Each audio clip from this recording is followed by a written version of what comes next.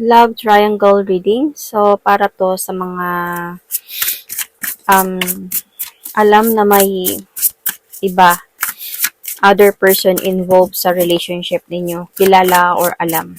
Okay? So, hindi to para sa lahat. Takes what resonates and leave the rest.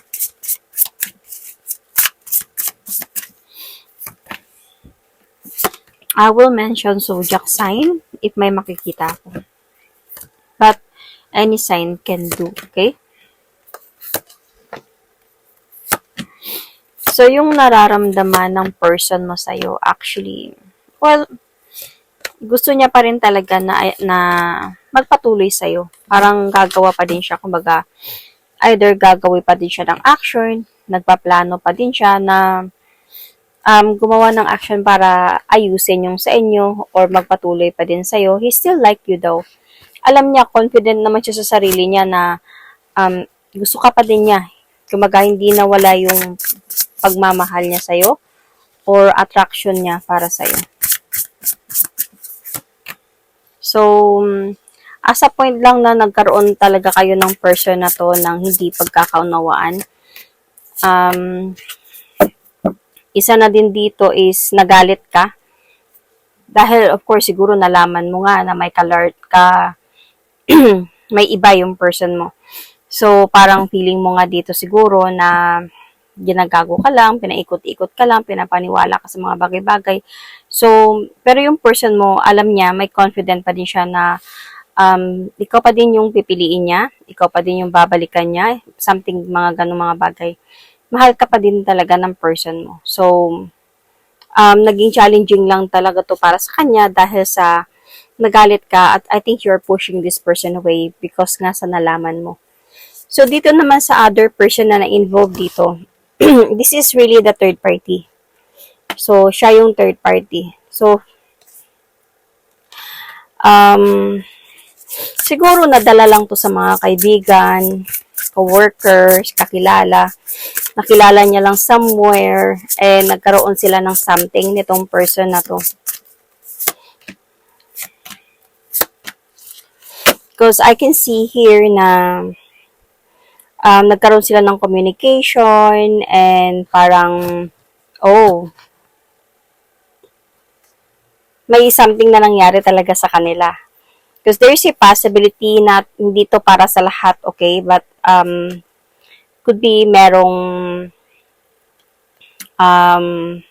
pregnancy na nangyari dito unexpectedly. So, but it doesn't have to be, okay? Pwedeng this is just really the woman, okay?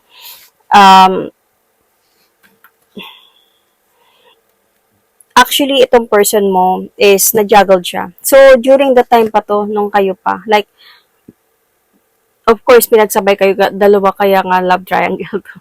So, during the time pa to nang kayo pa, may nangyari na sa kanila. So, until siguro sa nalaman mo to, they're talking. Actually, right, yung feeling niya dito kasi is like, siguro gusto niyang mag-decide or this is also a responsibility card. So,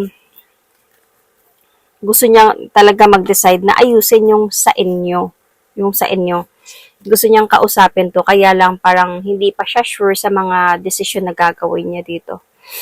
So, anyway, what does he wants from you currently? So, this person, parang gusto niya parang magpakatatag ka lang.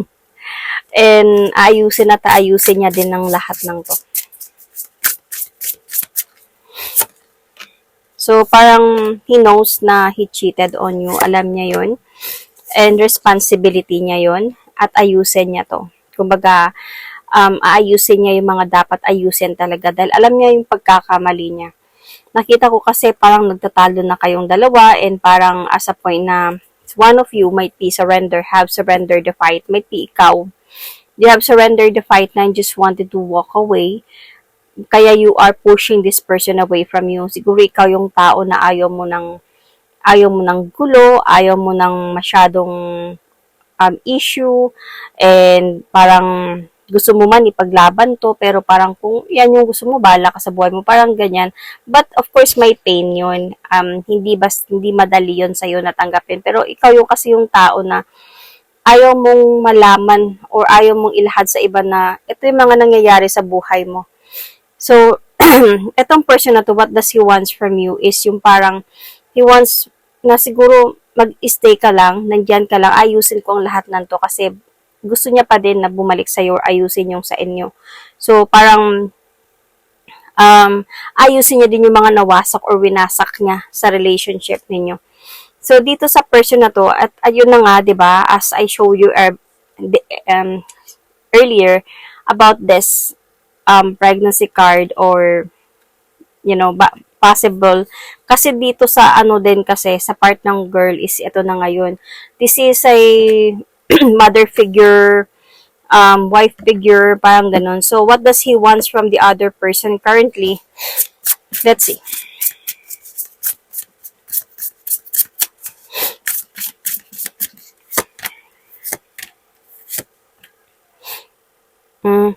Siguro gusto niya pa din ipagpatuloy kung ano man yung nangyari. Siguro sabihin natin na buntis niya to. So parang feeling ko gusto niya pa din na okay, pagpatuloy mo to. Wala akong problema diyan.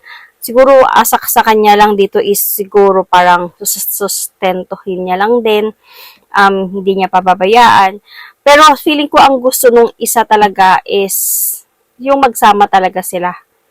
Yung kasi mahal talaga siya nung isa. Mahal siya nung isa.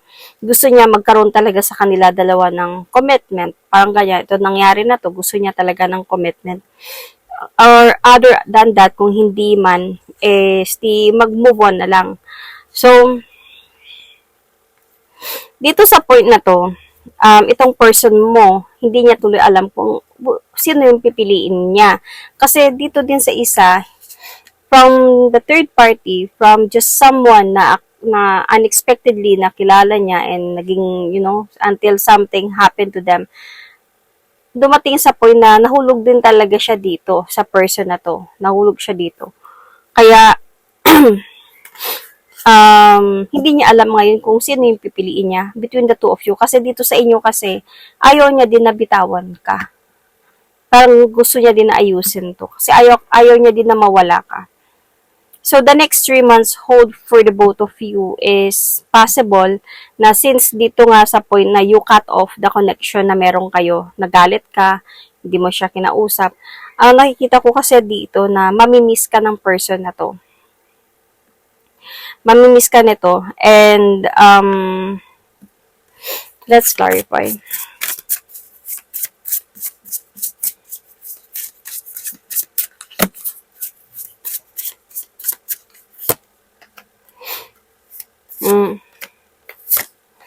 Babalik siya sa'yo kasi feeling ko mahihirapan siya nang wala ka. So, siguro meron kayo talagang pinagsamahan na hindi niya basta-basta makalimutan yon or hindi siguro sobrang ma-appreciate kanya sa mga nagawa mo sa kanya. Siguro you have a long-term relationship, commitment ba or what. Kasi parang masasaktan siya nang wala ka. And parang hindi niya kayang wala ka. Mahirapan siya. Kaya the next 3 months hold for the both of you is they will going to have a communication kasi magta-try siya na mag-offer sa'yo ng second chance talaga para maayos kayong dalawa ulit. So, ang nangyari dito, ikaw yung hindi makakatulog sa gabi thinking about bakit siya bumalik or bakit pa niya ayusin to kung meron naman na siyang ganun. So, parang halos hindi ka na makakatulog dito sa kakaisip about this connection. Sa totoo lang, willing ka na din naman Willing ka na to walk away emotionally from this. Ang ano lang dito is, yung person mo kasi bumabalik siya. Siyempre, kung matagal kayo, kung nagmahalan din talaga kayo or minahal mo din talaga to, hindi madali naman sa'yo nakalimutan ng ganun-ganun lang sa pagkakamali na meron siya, syempre magagalit ka, kaya you push this person away. But it doesn't mean na isang ganun lang, makalimutan mo na yung mararamdaman mo.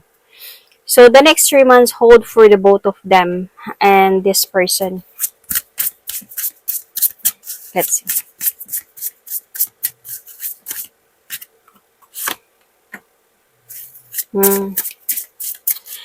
Meron talagang mga changes dito eh. Possible that ito sila something na sila pa din, might be the next 3 months, pero their relationship kasi dito is kumbaga mag-uugnay na lang because of what ano yung nangyari. Sabihin natin nabuntis siya, magkakaanak sila or nagkaanak sila. Kasi very possible yun eh. Ilang cards na ako nakita dito ng responsibility, father figure, mother figure, and pregnancy card, something ganyan. So, pwede to sa mga ganun, but it doesn't have to be, okay? It doesn't have to be. Ang nakikita, continue pa din silang dalawa, but the thing here is, with this other person, is parang dahil nga, with this other person, namimiss ka niya, naiisip ka pa din niya, namimiss ka niya, kaya he's trying to connect with you, so, he's cheating on this. Kumbaga, naglalay siya dito, nagpre-pretend siya dito, hindi alam nitong isa, while they are together, bumabalik din siya sa'yo. Kasi, kumbaga, hindi niya alam kung saan siya patutungo. Wala talaga siyang total decision, whether sa kanya or sa'yo, kasi, nahihirapan siya nang wala ka. And dito, they are together, pero it's more full of lies dito sa sitwasyon nila. So, how your communication flow be? So, it's more on like, kung magkakaroon man kayo ng communication, it's really more on parang trapness. Feeling ko wala pa nga siguro talaga eh. Might be, konti. Siguro nandun na sa point na bumabalik siya or nagpaparamdam siya na bumabalik siya, pero cold pa talaga. It's more on naiipit pa kasi siya sa sitwasyon because of during that time they are still together with that other person, 'di ba? So hindi pa siya totally maka-give ng way fully na makipag-communicate talaga sa iyo kasi parang iwas-iwas pa siya dahil nga they are together also with that other person. So will he let the other person go? Not sure. Let's see, hindi siya sure kung ila-let go niya ba to.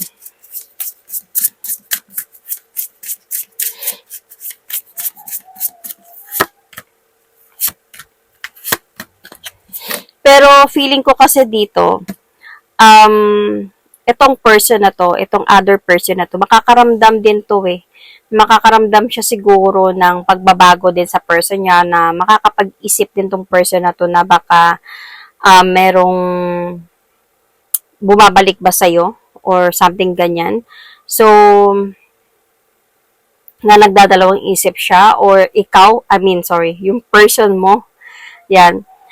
Parang nagkakaroon din sa kanya dito ng mga realizations from your person part. Sa person mo, nagkakaroon sa kanya dito ng mga realizations, awakening about you, about your relationship, about, might be looking at you, might be stalking you, and siguro nakikita ka niya na dinadahan-dahan mo na yung sarili mo sa pag-move on, focus ka na sa sarili mo, ganyan. And nakakaramdam siya dito ng parang wala na to. Wala na talaga tong sa amin. It's with you. Now, tapos na talaga to. Parang ending na kasi parang mararamdaman niya na siguro sa siguro long time na hindi kayo mag-uusap or hindi kayo nag-uusap, parang feeling niya para sa'yo wala na talaga yung sa inyo. Tapos na. Wala na. And hindi mo na siya mahal, mga ganong mga bagay. So, but then, yun nga, through that, nare-realize nyo yun, ibig sabihin naiisip ka pa din niya, namimiss ka pa din niya, nanghihinayang pa din siya sa pagsasama na meron kayong dalawa. Kasi, ang makikita ko talaga kasi dito, kayo yung may serious relationship. Kumbaga, nagkaroon kayo ng relationship kasi nagmahalan kayo before anything else. Dito kasi sa kanila, feeling ko natukso, nainganyo sa mga kaibigan or whatsoever, natukso, and then might be may nangyari, and then until may communication, until may feelings then. Pero not the same as sayo. Dahil sa sayo is like true love talaga nangyari. So, kaya namimiss ka niya, hindi kanya basta-basta na makalimutan at parang ayaw niya pa talaga mag-move on from you. So, hindi siya sure whether to let go of that person because might be the responsibility na meron siya dito or dahil sa pinipigilan siya nito dahil, syempre, mahal din siya nito. Kumbaga, mga gusto mangyari, mga pwedeng mangyari, ayaw niya din siguro makakonsensya sa anong pwedeng gawin ng isa. So, will he commit to you?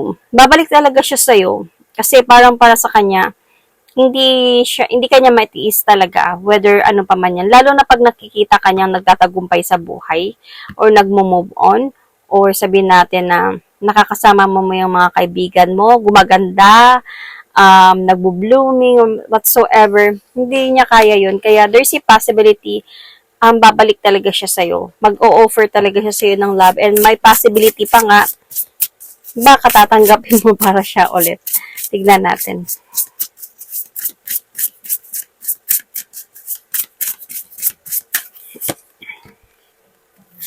Kasi dito pa lang sa next 3 months, diba, manunuyo siya ulit.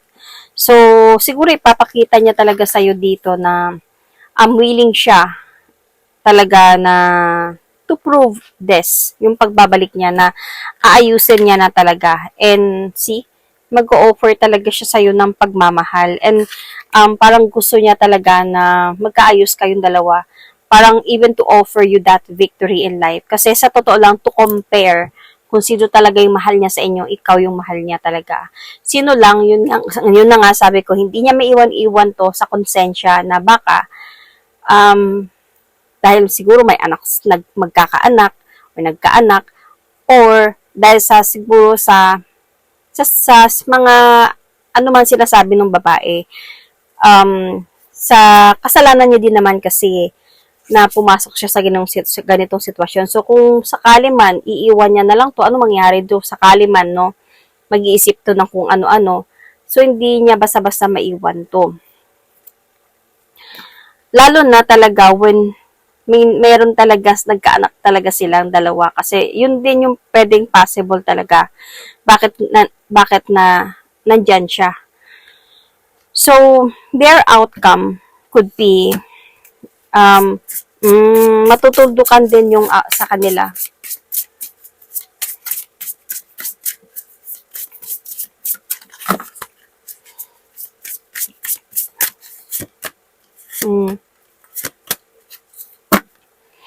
Matutuldukan din tong sa kanila. Feeling ko nga baka he will going to give this other person a silent treatment. Parang siguro dadaanin niya to sa deal. Kung sabihin natin na nagkaanak talaga sila, siguro sasabihin niya, susustentuhin ko din yung bata, kaya lang, I need to walk away talaga. Kasi mawawalan na siya ng dito pagmamahal. Or, yeah, siguro as a point talaga lang dito na iniisip niya na lang talaga dito yung responsibility niya. And lagi na din sila mag-aaway nito because of you. Hindi din sila magiging masaya. So, kumbaga, ang iniisip niya na lang talaga dito is yung responsibility niya dito sa person na to. Kasi there's really possibility, lalo na pag may family. So, ibig sa side nila to. So, possible na nakabuo talaga sila ng family. Might be yung gusto niya man, siguro yung person mo, gusto niya makabuo ako ng family, pero with you. Yan. Not with her, but with you. So, kaya I think this person will going to walk away, talk to this other person, siguro ng masinsinan, at mag-decide talaga.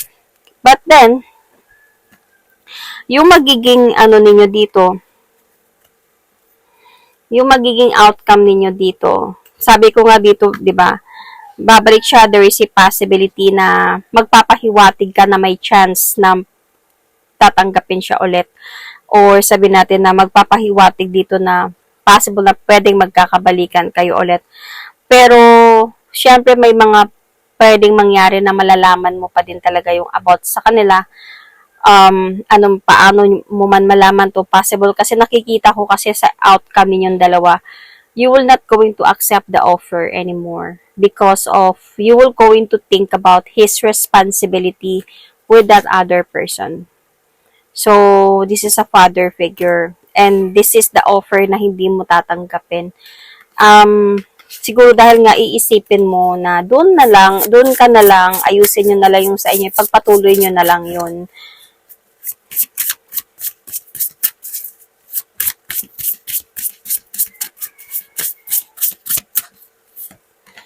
Baka din, okay, pwede bumasok sa isipan ko, baka sinabi ng spirit guides ko na when the time na umalis na siya dito, kinausap ka ng babae o ng other person na yun na about them, about the situation. Kaya you did not accept the offer. Parang para sa'yo, sa totoo lang malungkot ka. See, you're sad, but as a point na hindi na din kasi ito magiging masaya, lalo na thinking about na may ganyan na mga nangyayari. You're really going to end this. You're going to end this like totally ending na. Last na to, tama na, wag na tayo mag-usap, tapos na tayo. But yung person mo talaga is really like, mahal ka niya. Mahal ka niya. Parang para sa kanya, no matter what, kasi may plano talaga siya sa'yo. As you can see, may plano siya, even pakasalan ka. Siguro sinabi niya din siguro to sa'yo. May plano siya, mahal ka talaga ng person na to. And willing siya to offer you talaga that new beginning talaga with you. Feeling ko, ganito. Etong person na to, siguro sa time na hindi mo siya hindi mo tinanggap yung offer sa pagbabalik niya. Hindi ko kasi nakita sa kanya na bumalik siya doon. Parang nagpatuloy siya sa buhay niya. Nagpatuloy siya sa goal niya sa buhay, trabaho, ganyan whatsoever. Hindi na siya bumalik dito. And feeling ko, gusto niyang gawin yon for you para makita mo na sincere siya sa pagbabalik niya. Na baka one day, like totally end na sa kanila, not because of you, but just totally end na, hindi na siya bumalik. Baka in the future, pag mapakita niya yun sa'yo, then possible na tatanggapin mo siya ulit. Parang ganun. Kasi parang itong person na to is really in love with you. So, sa mga magsasabi na kung in love siya, bakit nagawa niyang lukuhin? Nobody's perfect. Kasi, di ba natukso siya with that other person, natukso siya with, parang siguro that time malayo kayo sa isa't isa, and then natukso sa mga barkada, may nangyari, whatsoever, kaya nangyari yun. So, as I said, nagkaroon din siya ng feelings ng konti with that other person but not the same as you. Ikaw talaga yung mahal niya. So, I can see signs here. So, Libra, Aquarius, Sagittarius, Aries, so Scorpio, Capricorn, as I said, Aquarius, Leo, sino pa?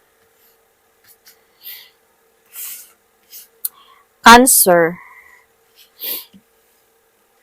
yun, Sun, Moon, Rising, Venus, Pisces, sorry. Sun, Moon, Rising, Venus, and that is my reading for you. Thank you and God bless.